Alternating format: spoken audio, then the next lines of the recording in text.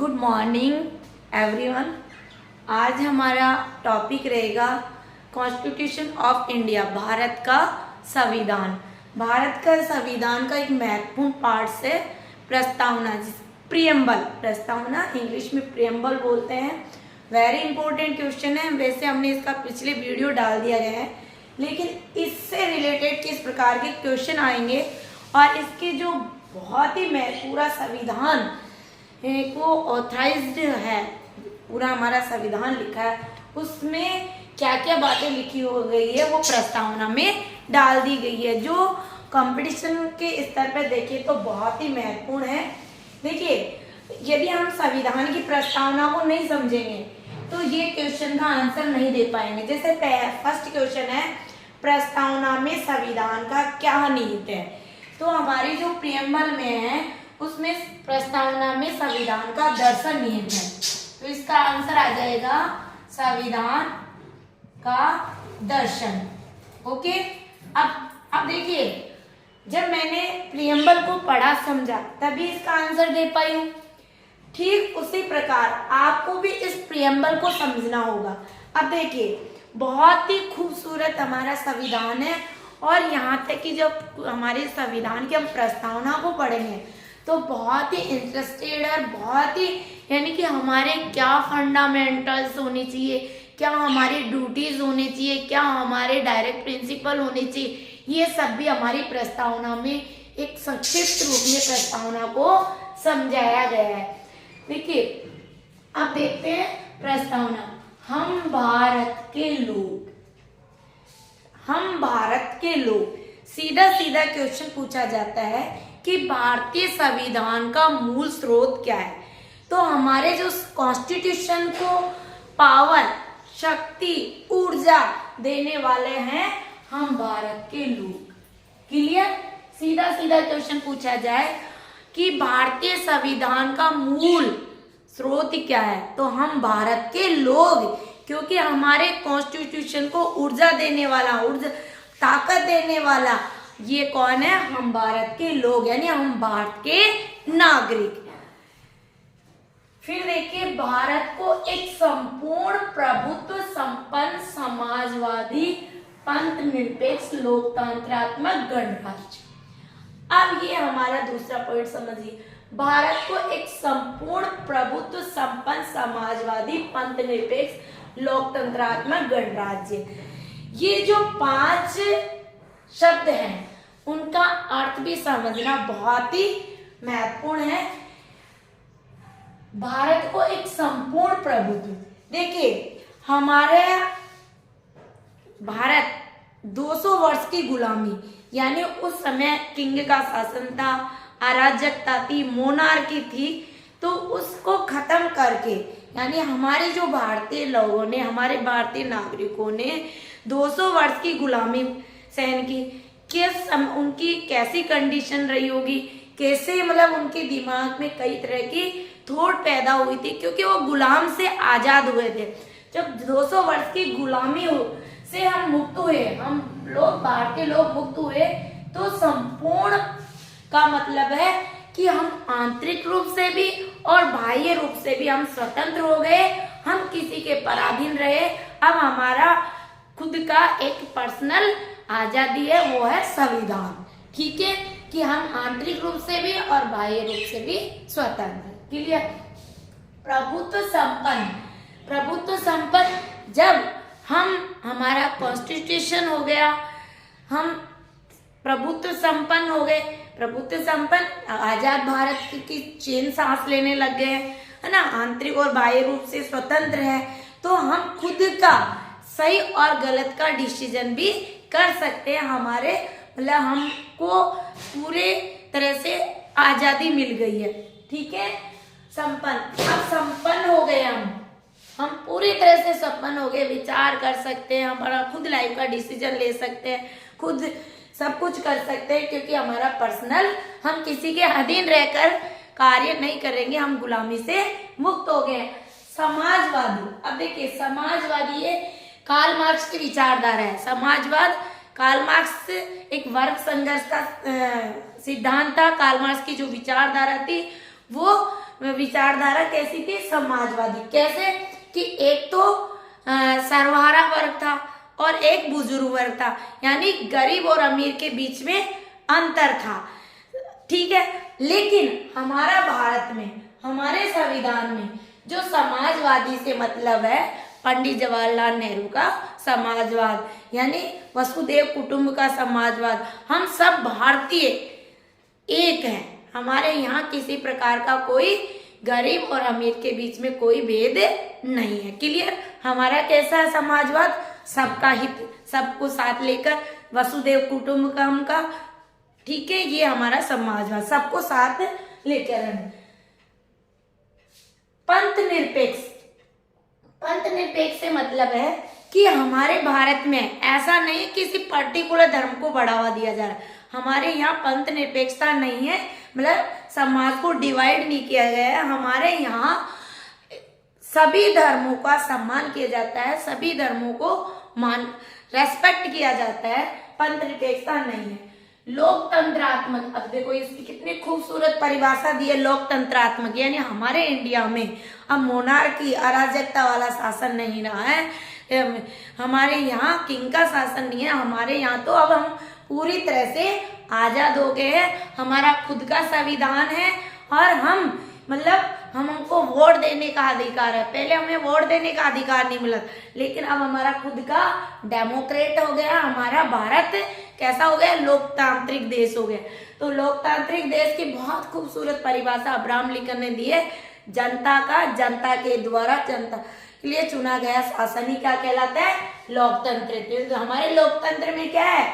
जनता ही प्रभु है, जनता ही सर्वोपरि है। क्यों है? उसका कारण भी जनता अपने वोट देती है, वोट के माध्यम से अपना लीडर चुन के भेजती है। गणराज्य, अब देखिए हमारे इंडिया में वंशानुगत शासन प्रणाली नहीं है। हमारे इंडिया में हमारे देश का जो प्रमुख पद है वो सबसे बड़ा पद माना जाता है भारत का राष्ट्रपति। और भारत का राष्ट्रपति भी क्या होता है? निर्वाचित होता है, वो भी वोट के माध्यम से चुना जाता है। इसलिए गणराज्य का मतलब हमारे इंडिया में वंशानुगत न होकर डेमोक्रेट है। हमारे जो भारत में चुनाव के माध्यम से हमारा स्वयं जनता चुनती है। ये हमारे इंडिया में कितना खूबसूरत संविधान है। भारत का संविधान बहुत खूबसूरत संविधान है, जिसकी जितनी भी तारीफ करें वो कम है। अब एक क्वेश्चन ऐसा आता है, देखिए हमारे मूल संविधान में एक ही बार संशोधन हुआ है। कई बार क्वेश्चन पूछा जाता है कि भारतीय संविधान में की जो प्रस्तावना में एक बार ही संशोधन हुआ है। क्लियर? वो संशोधन कौन सा था? 42वें संविधान संशोधन। 42वें संविधान, या आपको इधर कर देते हैं। इसका क्वेश्चन आपको क्लियर हो ही गया। तो ये प्रस्तावना में संविधान का क्या निहित है? संविधान का दर्शन निहित है। क्लियर? और यहां हम देख लेते, यहां समझा देते हैं आपको। सेकंड क्वेश्चन बाद में करते हैं, इसके बाद में 42वें संविधान संशोधन, 42वें संविधान संशोधन 1976 में 3 शब्द जोड़े गए थे, समाजवादी, पंथ निरपेक्षता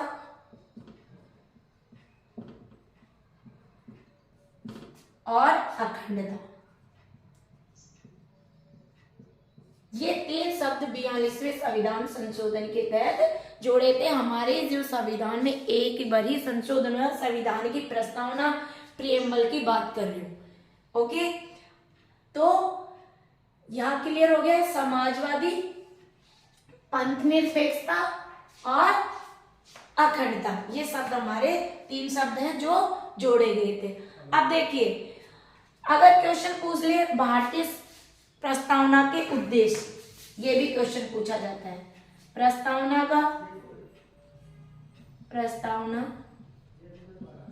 के उद्देश्य। अब देखिए, प्रस्तावना का उद्देश्य सीक्वेंस में पूछ रहा है।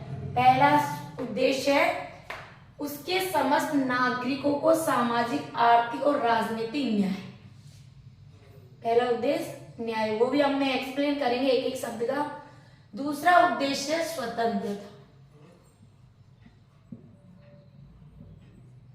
तीसरा उद्देश्य क्षमता और चौथा है बंधुत्व। ये भी सीक्वेंस में ये शब्द पूछ लेते हैं, तो आपको ध्यान रखना है। प्रस्तावना से एक भी क्वेश्चन अगर मेरे पढ़ाई से बाहर नहीं आएगा, ये मैं चैलेंज कर रही हूँ। क्लियर? अब यहाँ तक तो प्रत्येक शब्द का मतलब समझ गए कि भारत एक संपूर्ण प्रभुत्व संपन्न है। भारत अब आंतरिक रूप से और बाह्य रूप से स्वतंत्र है। अब भारत के पास वोट देने का अधिकार आ चुका है। समाजवादी हमारे यहाँ वर्ग संघर्ष वाला अमीर और गरीब खाए वाला समाजवाद नहीं है, हमारे डेमोक्रेटिक समाज है। हम सबको साथ लेकर, हमारा वसुदेव कुटुंब वाला समाज है। हम गरीब और अमीर के बीच में हमारे यहाँ खाए नहीं है।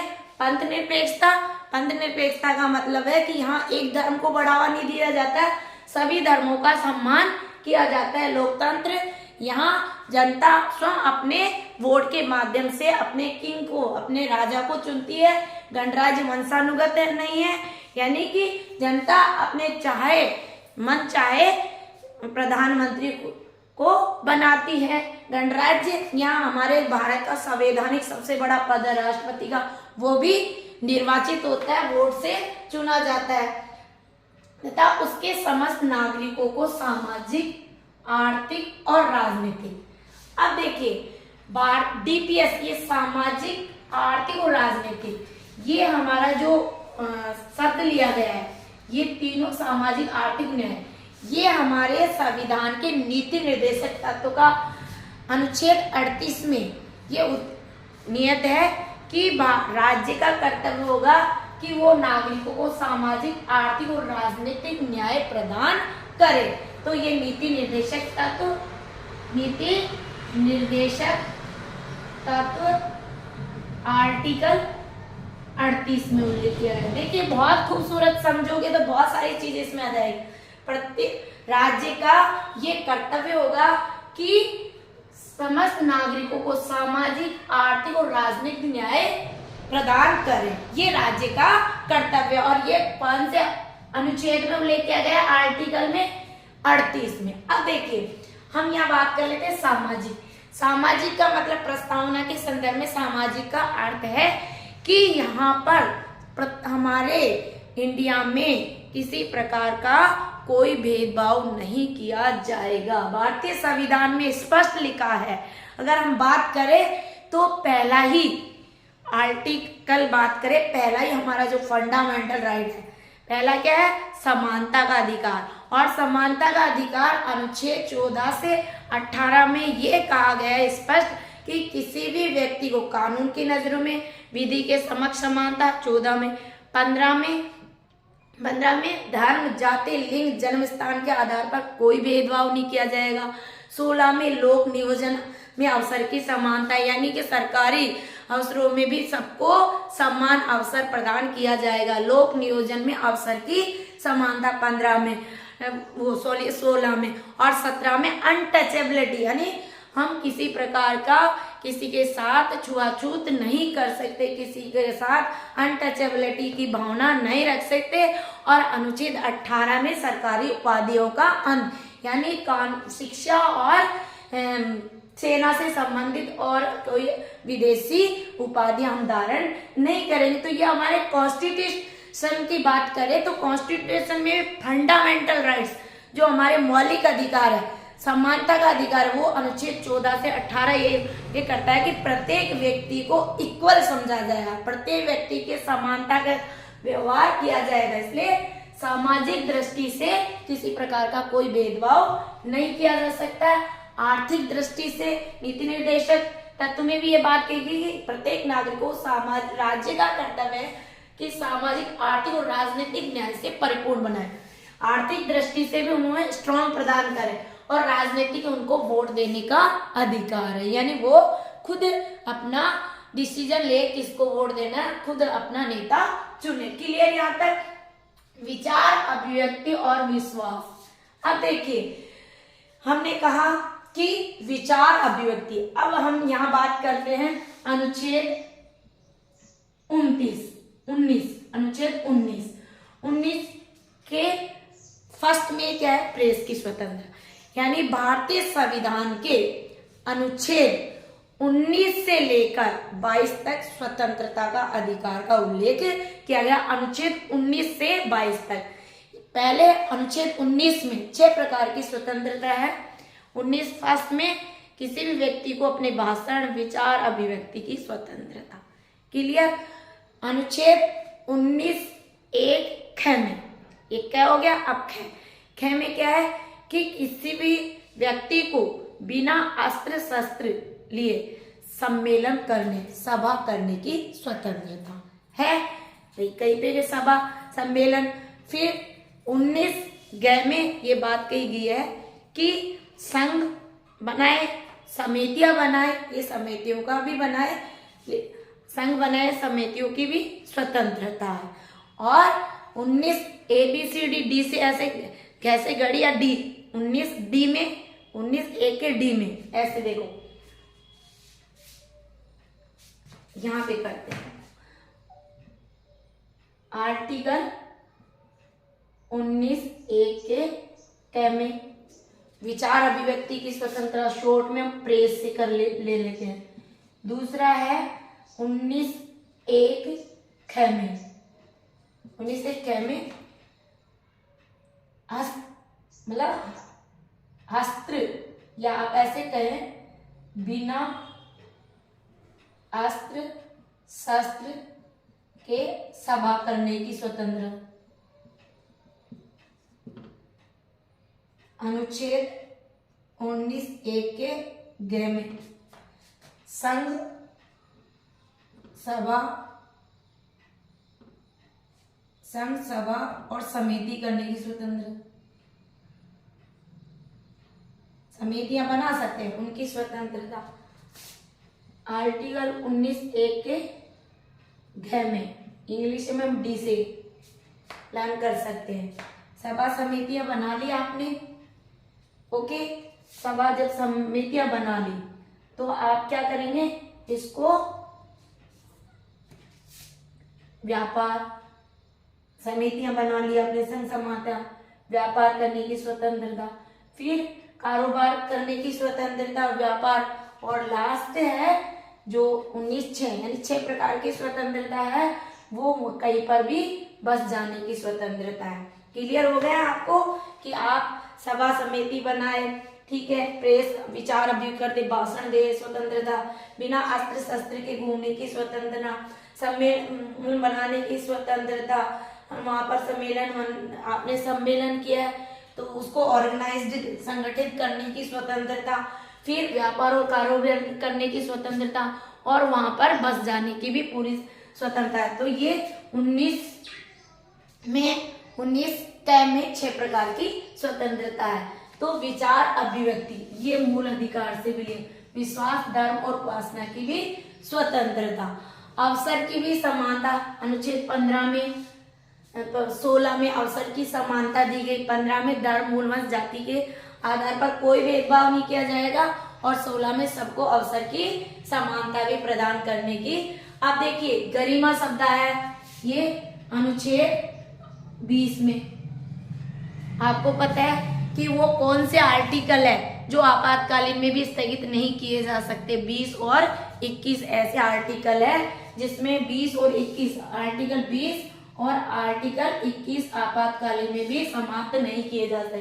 तो ये गरिमा शब्द आया है, ये व्यक्ति की गरिमा है कि व्यक्ति की जीवन की स्वतंत्रता, अनुच्छेद 21 में। और अनुच्छेद 21 का क्या कहता है, अनुच्छेद 21 शिक्षा, ये भी जोड़ दिया कि 6 से 14 वर्ष के बालकों को अनिवार्य शिक्षा दिलाना राज्य का कर्तव्य है। तो मतलब आप ये समझे कि हमारी देखो प्रस्तावना कितनी खूबसूरत है, हर एक शब्द पूरे संविधान के पाठ से लिया गया है। एकता और अखंडता, अब देखिए हमारा भारत की संविधान की प्रस्तावना एकता, अखंडता, यानी हमारा भारत एक विशाल है, संप्रभु वाला राष्ट्र है। हमारे यहाँ वसुदेव कुटुंबकम, यानी सबको सम्मान और सबकी सम्मान किया जाता है। फिर बंधुता बढ़ाने के लिए, सबको साथ लेकर बंधुता बढ़ाने के लिए दृढ़ संकल्प होकर हमने इस संविधान सभा की आज तारीख को, अब देखिए 26 नवंबर 1949 को हमारा संविधान लागू हुआ। ओके, 26 नवंबर 1949 को हमारा संविधान लागू हो गया। ये डेट भी याद करनी। कितना मिति माघ शुक्ल सप्तमी और 2000 विक्रम संवत कब शुरू हुआ था? 57 ईसा पूर्व। आपसे क्वेश्चन पूछ ले विक्रम संवत तो 57 ईसा पूर्व। आप ये भी लर्न करें। फिर एतद द्वारा अंगीकृत, अधिनियमित और आत्मान्वित करते हैं। अब देखिए अंगीकृत का मतलब हम जैसे किसी बच्चे को एडॉप्ट करते हैं, ठीक उसी प्रकार हमने हमारे संविधान को एडॉप्ट कर लिया है, स्वीकार कर लिया है और उसको हम अपने जीवन में, प्रैक्टिकल जीवन में भी फॉलो कर रहे हैं कि हमारा संविधान सर्वोपरि है और हम संविधान ही हमारी सबसे बड़ी ताकत है। हम संविधान को ही फॉलो करेंगे। ठीक है, तो हमने इसको क्या किया है? अंगीकृत कर लिया है। क्लियर? अधिनियमित, यानी अधिनियमित का मतलब है हमने पूरी तरह से संविधान को अर्पित कर लिया है और आत्मर्पित कर लिया है। देखिए कितना संविधान की तुलना कि हमारी जो आत्मा है वो अजर अमर रहती है, ठीक उसी प्रकार हमारा जो कॉन्स्टिट्यूशन है, हमारा भारत का संविधान है, उसको भी हमने आत्मा से ग्रहण कर लिया है। अर्थात हमारा संविधान अब अजर अमर रहेगा। इसमें समय समय पर, यानी हमारा संविधान कैसा है? लचीला है, संशोधन किया जा सकता है, लेकिन हमारे कॉन्स्टिट्यूशन को समाप्त नहीं किया जा सकता। अब हमारा क्वेश्चन है, नेक्स्ट क्वेश्चन है, बहुत ही अच्छा क्वेश्चन है कि हमारा जो भारत का संविधान है, संविधान सभा में सर्वसम्मति से उद्देश्य प्रस्ताव कब पारित किया गया था? संविधान सभा में सर्वसम्मति से जो उद्देश्य प्रस्ताव है ये 22 जनवरी 1947 को पारित किया गया था और पंडित जवाहरलाल नेहरू के द्वारा। देखिए ये 22 जनवरी 1947 को भी आपको याद करनी है और पंडित जवाहरलाल नेहरू के द्वारा, पंडित जवाहरलाल नेहरू के द्वारा उद्देश्य प्रस्ताव रखा गया था 13 दिसंबर 1946 को। ये डेट भी याद रखनी है। पंडित जवाहरलाल नेहरू के द्वारा उद्देश्य प्रस्ताव रखा गया 13 दिसंबर 1946 को और संविधान सभा ने इसे सर्वसम्मति से उद्देश्य प्रस्ताव को पारित किया गया था 22 जनवरी 1947 को। ये भी फैक्ट याद करना है। और यदि सीधा सीधा पूछ लिया जाए कि प्रस्तावना को, हमारी प्रस्तावना को संविधान की आत्मा किसने कहा, ये आप स्क्रीनशॉट ले सकते हैं क्योंकि ये प्रेमबल आपको लर्न करनी है, चाहे आप कंपटीशन की तैयारी करें या नहीं करें। लेकिन बहुत खूबसूरत प्रस्तावना है, यहाँ से और मोस्टली किसी भी कंपटीशन में क्वेश्चन आते हैं, इसलिए इसको रट ले, याद कर ले अच्छी तरह कि संविधान सभा ने सर्वसम्मति से उद्देश्य प्रस्ताव को कब पारित किया था? जब हमारा उद्देश्य प्रस्ताव है वो 22 जनवरी 1947 को पारित किया गया था, जबकि उद्देश्य नेहरू, पंडित जवाहरलाल नेहरू के द्वारा उद्देश्य प्रस्ताव रखा गया था 13 दिसंबर 1946 को। अब देखिए 26 जनवरी 1950 को हमारा संविधान क्या कर लिया गया? लागू हो गया है। ये भी क्वेश्चन, अब ये 26 जनवरी को ही क्यों रखा गया डेट? 26 जनवरी 1950 को अब हमारा संविधान क्या हो गया? लागू हो गया है। तो 26 जनवरी 1950 को हमारा संविधान लागू हो गया। 2 वर्ष 11 माह, ये बहुत इंपॉर्टेंट है, ये 2 वर्ष 11 माह। अब भारतीय संविधान और ये क्या, पूरा जो खर्चा है, पूरा खर्चा है 6.64 लाख के समथिंग इसका खर्चा आया था। और अब देखिए क्वेश्चन, मैंने कहा कि 26 जनवरी क्यों रखा गया है? तो तो 26 जनवरी इसलिए रखा गया है, 26 जनवरी इसलिए रखा गया है कि 26 जनवरी 1929 को पंडित जवाहरलाल नेहरू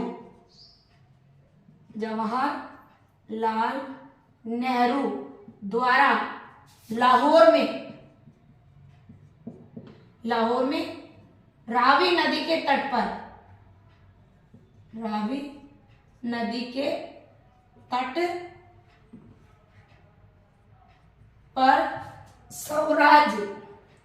स्वाधीनता दिवस मनाया गया था। स्वाधीनता दिवस की बात करें या स्वराज की मांग की गई थी, तो हमें स्वराज मिल गया था। लाहौर स्वतंत्रता दिवस स्वराज की मांग की पंडित जवाहरलाल लाहौर अधिवेशन में रावी के नदी पर और घोषणा कर दी गई थी कि हमारा भारत क्या हो गया है, अब स्वाधीन हो गया है, स्वराज हो गया है। तो इस 26 जनवरी 1900 हमारा संविधान लागू हुआ। तो 15 अगस्त 1947 को हमारा भारत आजाद हुआ। तो हम आजाद भारत, जब हम यहाँ स्वाधीनता मिल गई, तो हम 15 अगस्त 1947 को तो इसलिए नहीं रख सके 15 अगस्त 1947, तो क्योंकि वो हमारे हाथ की बात नहीं थी, वो ब्रिटिश से के अधीन थे, तब हमें आजादी मिली थी, वो डिसाइड उन्होंने की थी। यानी 15 अगस्त 1947 को तो हम आजाद हो गए। और 26 जनवरी इसलिए रखा गया, 26 जनवरी की डेट इसलिए रखा गया कि 26 जनवरी 1929 को पंडित जवाहरलाल नेहरू के द्वारा लाहौर में कांग्रेस रावी नदी पे घोषणा की गई थी स्वाधीनता दिवस मनाने की। तो ये तिथि हमने 26 जनवरी 1950 को जब हमारा संविधान लागू हुआ, तो यही तिथि को हमारा संविधान लागू हुआ था। इसी तिथि को हमने यहाँ ये तिथि जो घोषणा कर दी थी पंडित जवाहरलाल, तो ये हमारी वही बात थी, तो हमने इसको हमारा संविधान याद रह जाएगा। 26 जनवरी 1950 को लागू है। 26 जनवरी की तिथि क्यों रखी गई थी, ये भी ध्यान रखना है कि पंडित जवाहरलाल नेहरू के द्वारा लाहौर में कांग्रेस अधिवेशन रावी नदी के तट पे हुआ था। उसमें पंडित जवाहरलाल नेहरू ने स्वाधीनता स्वराज्य की घोषणा कर दी कि हम स्वाधीन हो गए, हम अब पराधीन नहीं रहे हम। तो इस 26 जनवरी को इसलिए चुना था। तो ये क्लियर हुआ आपके। बेसिकली आप देखिए एक और क्वेश्चन आईएएस में आ चुका है कि इसको भारतीय संविधान की प्रस्तावना को इसको सीक्वेंस में पूछा जाता है, तो उठा के वो दे देगा कि संपूर्ण प्रभुत्व संपन्न समाजवादी पंथ निरपेक्ष लोकतंत्रात्मक गणराज्य। इसके जो वर्ड्स है ये 5 वर्ड्स है, तो उल्टे सीधे दे देगा, इसलिए आपको प्रस्तावना को ये सीक्वेंस में पूरी लर्न करनी है, याद करनी है। फिर आपसे सीधा सीधा क्वेश्चन पूछेगा कि भारतीय संविधान की प्रस्तावना को आत्मा किसने कहा है। अब देखिए पंडित लोग कहते हैं कि पंडित जवाहरलाल नेहरू ने कहा है संविधान की, कोई कहते हैं डॉक्टर राजेंद्र प्रसाद ने कहा है संविधान की आत्मा। अब देखिए प्रस्तावना को संविधान की जो आत्मा है वो ठाकुर दास भार्गव ने कहा। प्रस्तावना को संविधान की आत्मा ठाकुर दास भार्गव ने कहा। एक तो ये क्वेश्चन याद रखना है, प्रस्तावना को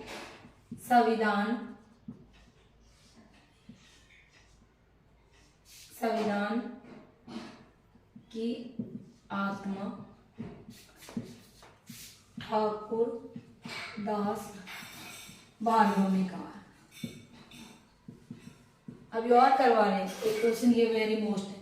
दूसरा क्वेश्चन पूछा जा सकता है प्रस्तावनाओं को संविधान की पहचान पत्र, प्रस्तावना को संविधान की पहचान पत्र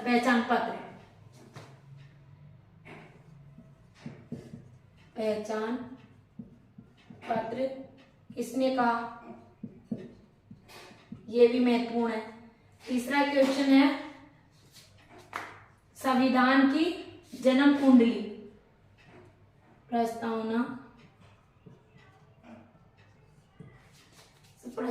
को संविधान की जन्म कुंडली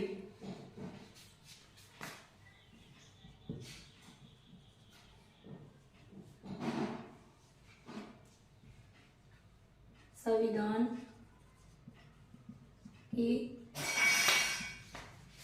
जन्म कुंडली किसने कहा? के.एम. मुंशी ने।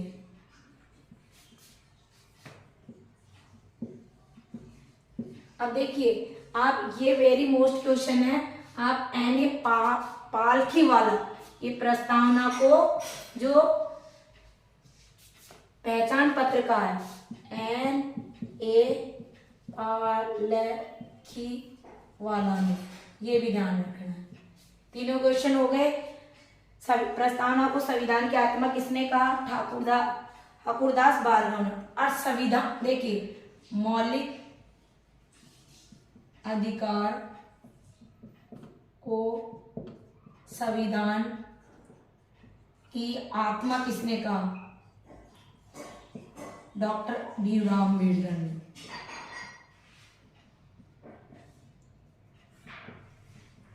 बहुत सारे क्वेश्चन मैंने ऐसे एग्जाम के व्यू से ही आपको करवाए हैं, कहीं नहीं है, लेकिन बार बार प्लीज, ये प्रस्तावना है, हमारी प्रियम्बल है, चाहे आप तैयारी करें या नहीं करें, लेकिन इस एक एक प्रस्तावना के एक एक वर्ड्स का बहुत महत्व है। क्योंकि जब वर्ड्स का महत्व समझ जाएंगे तो आपके साथ कभी अत्याचार नहीं होंगे। आप न्यायपालिका को अपने हथियार के रूप में काम लेंगे, न्यायपालिका तक भी जा सकते हैं। और अनुच्छेद 50 में स्पष्ट दिखाया गया है कि कार्यपालिका को न्यायपालिका से पृथक इसलिए ही रखा जाता है। 50 को आर्टिकल 50 में न्यायपालिका को कार्यपालिका से बिल्कुल पृथक रखा जाता है कि व्यक्ति को न्याय नहीं मिला तो वो न्याय में जा सकता है। इस तरह से बता। और हमारी प्रस्तावना में देखो कितने क्वेश्चन हो गए, इस सीक्वेंस में पूछा जा सकता है। फिर ये हमारे जो 4 उद्देश्य हैं, कौन कौन से उद्देश्य हैं? न्याय, ये भी सीक्वेंस में पूछा जाता है। स्वतंत्रता, और फिर न्याय, स्वतंत्रता, समता और ये लो समता। ये 4 वर्ड्स, 4 उद्देश्य हमारे प्रस्तावना के। न्याय दूसरे, सेकंड नंबर पे स्वतंत्र, फर्स्ट नंबर पे न्याय आएगा, दूसरी पे स्वतंत्रता आएगी, तीसरे पे समता और चौथे पे क्या आएगा? बंधुत्व।